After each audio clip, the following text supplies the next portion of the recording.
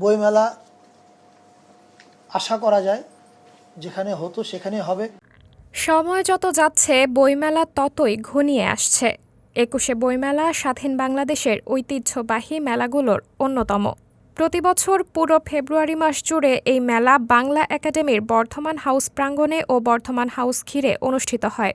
২০১৪ খ্রিস্টাব্দ থেকে অমর ২১শে গ্রন্থমেলা বাংলা একাডেমির মুখোমুখি সোহরাওয়ার্দী উদ্যানে সম্প্রসারণ করা হয়েছে। তবে বাংলা একাডেমি প্রাঙ্গণেও মেলার একটি অংশ আয়োজন করা হয়।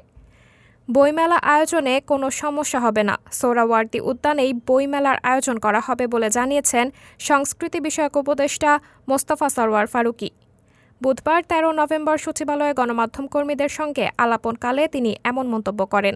ফারুকী বলেন, বাংলাদেশে বহু ধর্ম, বহু ভাষা, বহু জাতিগোষ্ঠী এক জায়গায় থাকে এবং সম্প্রীতির কথা বলে।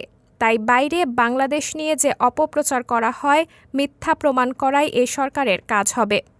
উপদেষ্টা আরও বলেন, বাংলাদেশের সংস্কৃতিকে তুলে ধরা হবে, কাউকে কোনো বাধা দেওয়া হবে না, কারও কোনো বর্ণ ধর্মের বিষয়ে কোনো আক্রমণ করা হবে না।